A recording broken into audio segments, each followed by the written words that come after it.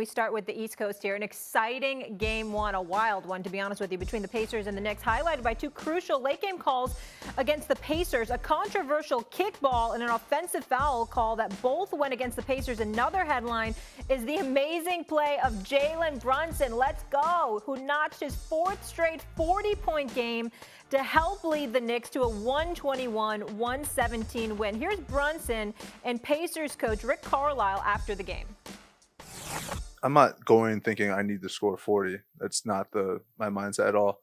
My mindset is to be aggressive, to make plays for myself and for others. And so gain the paint and see what's happening. And I have the confidence I know I could score in the paint, but I know I have the confidence that my teammates are all moving and getting to open positions where they can be successful as well. And so it's just a constant communication that we have and the trust that we have with each other to do the best we can every single time we're down the court. I don't want to talk about the officiating. We're not expecting to get calls in here. It'd be nice if they laid off that one, but they didn't. So that's just the way it goes. Brunson is that dude. 2024 playoff run. It's been all-time historic. Last night, he became the first player in NBA playoff history to record 40 points and 5 assists in 4 straight games. Tell me this. What's the bigger story, Brunson's performance or the refs? I said I was in a bad mood a second ago, and I'm going to tell you why, Molly. Not because I care about the outcome of the game, because unlike some people who are going to participate in this conversation here in a few minutes, I don't have a dog in this fight. Shannon, Stephen, I don't have a dog in this fight. I'm mad because I don't want to have to be talking about this. But the answer to Molly's question is the officiating for a variety of reasons. All right, first of all, let's just get to it. Let's get to this illegal screen called on Miles Turner. By the letter of the law, is that technically an illegal screen? Yes, and that's why that's not going to come up with a 2-minute report as a missed call. They're going to say Dante DiVincenzo didn't have enough time to see the screen. It's a safety issue for the player. That's what they're going to say. That is one of the worst illegal screen calls I personally have ever seen. Forget the moment and the spot, which is basically a game-winning potential possession in a playoff game. I'm talking about period. At any time in any game at the NBA level, particularly when you contrast it with this. Look at that screen that Dante DiVincenzo set. Show that again. Look at the screen that that's not the right angle there. You're going to see in a second. That Dante DiVincenzo sets for Jalen Brunson at midcourt. 2 arms up, full body blow, hits him up in his shoulders area, and then holds on to his arm for a second or two. No call. That, by the way, preceded the missed call on the kick. I have less of a problem with that. Because, look, refs are going to miss that in the moment, and it's not reviewable. There's nothing you can do. That's just bad luck. But the screen call, that to me is going out of your way to anticipate some sort of contact that's about to happen and inject yourself into the moment. And it deprived the Indiana Pacers of finding out what the real outcome was going to be of the game. Hey, maybe the Knicks get a stop anyway and win the game. That would have been the best outcome, for the Knicks, because then nobody's talking about this today. My problem, guys, is this.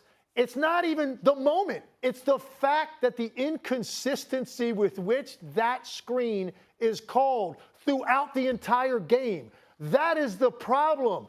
To then call it in that spot just compounds it. But when you look at what happened 40 seconds earlier down the other end of the floor, to ignore that screen set by Dante DiVincenzo, and by the way, that better be in the 2-minute report, that they missed that call. That better be in there because that is clearly a moving screen that Dante DiVincenzo. Now, it turns out Brunson didn't really need it. He wasn't going anywhere, and maybe that's why they didn't call. They say, he just got to switch. He wasn't trying to turn a corner. It didn't have an impact on the play. Fine. And by the way, I don't want either of these called. I don't want either of these called. I want to see the game play out the way it's supposed to its conclusion. It's one of the best games I watched all year, and unfortunately, we were robbed of the just conclusion to find out what was going to happen on that possession, because there is no way that foul should have been called. It's good to see you, Tim. What's up, Shay? How you doing? Tim, I mean, I'm looking at you wax poetically with your basketball brilliance, which is obviously undeniable. And there's not a single point that you said that should be disagreed with. There is no excuse whatsoever for that call to be made on Miles Turner. That was awful. You don't call that in that situation. Just like, I'm being consistent, Shay, just like I said that Tyrese Maxey was mugged near the end of game 2 at the Garden when he was fouled at least twice in the left corner just a few feet in front of me when I was sitting courtside. Just like I acknowledge that, I will acknowledge that Miles Turner, that blocking call, specifically just seconds after Dante DiVincenzo got away with one, is inexcusable. I just wish I could tell you I can, because I don't. I'm sorry, Tim. I'm sorry, man. I'm sorry, Tim. I mean, look, damn it. I mean, desperate times call for desperate measures. You can't be but so choosy. And I look at it from this standpoint, Tim Legler. I mean, you're trying to act like you ain't got you got no skin in this game. That ain't how you sounded last series. That ain't how you sounded last series when the Philadelphia 76ers was going up against them Knicks. You didn't sound that way last season. It's amazing. LaSalle grad, former LaSalle star out of Pennsylvania, out of Philly. It's amazing how things change now that it's a different series. So just like you could be emotionally invested last series, I can be emotionally invested now. It was not a call that should be made. They should be embarrassed. The officials are dropping the ball on several fronts. This 2-minute report ain't going to make things look any better. You're absolutely correct. But here's what I would say to you, Tim Legler. What the hell are doing being that close when your bench outscores the Knicks bench 46-3? How the hell that come? How the hell is Jalen Brunson on the court just schooling y'all? Schooling y'all, big shot after big shot after big shot. You couldn't figure out a way to... I mean, it's not like the Indiana Pacers didn't contribute to their own demise. They did have something to do with it. Calls here and there, I get it. But in the end, Indiana Pacers are not some innocent Abes in all of this.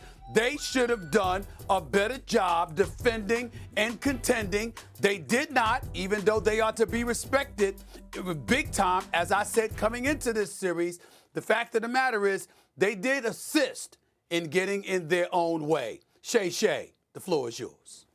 This is why Jalen Brunson is the bigger story. Because if you look at the playoffs, although it's been early, it's only into the second round, we've always been harping on the officials thus far. See, I don't have a problem with the Miles Turner because, see, I'm not a guy that says the timing of the game should determine whether or not you call a foul. It's the same thing that we had with the UConn's women. Remember, Aaliyah Edwards set the pick on our young lady, and they called a foul. The question is, would you have called a foul in the first quarter? Well, if you call a foul in the first quarter, timing of the game should not matter whether or not a foul is called. If it's a foul, call a foul. We had the same situation 2 years ago, Stephen A., with the Eagles in Kansas City when Bradford tugged Juju. They're like, man, you can't make that call at that juncture of the game. Why not? He held him, and the official came out and he explained it. He came inside, he tried to option away, and Bradford held him. So you got to call the flag. You got to throw the flag. Yeah, the ball did not go off the man's foot. It went off the guy's hand. Yeah. But what y'all gonna do about Jalen Brunson getting 21? What y'all gonna do about DiVincenzo getting 25? What y'all gonna do about Josh Hart getting 24 and 13? That's what you need to be worried about, not the last 2 minutes. Listen, I said my piece about the officiating. To me, it's inexcusable to miss the DiVincenzo call or let that slide or look the other way. And by the way, I'm glad they did because I don't want any of this stuff called on illegal screens late in the game. It's inexcusable to let that play go and then call that on Miles Turner. But I've said enough about that. To your guys' point about Brunson, it's really actually incredible. We are witnessing a guy turn into one of the most unstoppable offensive forces we've seen in the postseason in our lifetimes. That is what we're watching night in, night out. Now, here is where Indiana contributed to it because you both, I think, feel the same way, and I agree. Nembhard's not the answer. I don't understand the matchup. It has to be Nesmith. And look, Nesmith is probably not quite as laterally quick as Nembhard, but he's much bigger. And you need a late contest on Brunson where you can get off the ground, get your arm extended, and hope to affect his release a little bit. Take a look at the number of shots Brunson made in the fourth quarter against Nembhard, where he knocks him back off balance by putting that shoulder in his chest, and then he gets a little separation, and then he rises up, and Nembhard's got his hands at his side, or he doesn't even contest, or it's a half-hearted late contest because he was demoralized. He knew he couldn't guard him. It's the wrong matchup. You've got other guys you can use. to guard him initially. I even think T.J. McConnell would be a better answer on Jalen Brunson the majority of the game. They allowed too much single coverage with Nembhard on him, and Jalen Brunson is going to get to his spot every single time you allow that matchup. Go to one of the possessions later in the game. They finally denied Brunson the ball when he gave it up, and Josh Hart had to go make a play off the dribble, and he turned the ball over that led to the breakaway layup by Siakam that gave him the lead. It was one of the few times in the game they actually forced him to give it up and then denied him getting the ball back. And I'm not saying you're going to do that every time, but you've got to make him work harder than you did. And Nesmith having more minutes on him is a far better matchup than Nembhard. And Brunson is salivating when he sees Nembhard on him. He's not big enough to be able to stay in front and contest the shot. You totally agree. You're totally on point there. I don't disagree with one syllable you uttered. I mean, that's exactly what happened last night, and that's much to Indiana's detriment. But again, we knew coming into this series that Indiana was challenged defensively. They've been challenged defensively all year. It's just that they were so god-awful for the first half of the season that with the acquisition of Pascal Siakam, along with the season waning, they had improved somewhat where they transitioned or elevated from god-awful to awful. Well, congratulations. Here's some cookies and milk for you. That's really what we're talking about when we're looking at the Indiana Pacers and what they are and what they bring to the table defensively. In the end, if they're going to win this series, it's going to be because of their ability to score, because they're certainly not that interested in really stopping anybody, which is why Dante DiVincenzo looked so confident, along with Josh Hart muscling his way through for offensive rebounds and all of this other stuff. And Jalen Brunson was just unstoppable. But there were times where Indiana was unstoppable. They're down 6. The next thing you know, they're up 10 in a blink of an eye. They can score on anybody. Give the Knicks credit for making a run. Give the Knicks credit for imposing their will. Give Jalen Brunson credit for doing what he did and knock the Indiana Pacers for obliterating the Knicks bench, knowing that Tom Thibodeau only played 7 and still found a way to allow these Knicks to come back and win this game. It was there to be had by the Indiana Pacers, and guess what? They lost it because they didn't handle their business legs. The officials didn't help. I get that, but that ain't the story. Yeah. All right. You gotta get the ball out of Brunson. Brunson is like a receiver. You try to limit his touches early to get him frustrated. If you look at the first quarter, he got to every spot he wanted to get to, and he got the shot up. Well, you can't let him get that confident that early, because now you got no chance of stopping him in the fourth quarter. And I agree with you, and I said this last night to Ocho on Nightcap. Nembhard is not the answer. He's too small, and when he sees him, he's like, oh, this is oxtails, this is plantains, this is macaroni and cheese, this collard greens, this cornbread. Hey, Stephen A., this is Sunday dinner. He's licking his chops when he sees him. Wanna try to boast at what I look like. Them down, try to wear, I pull up all brains.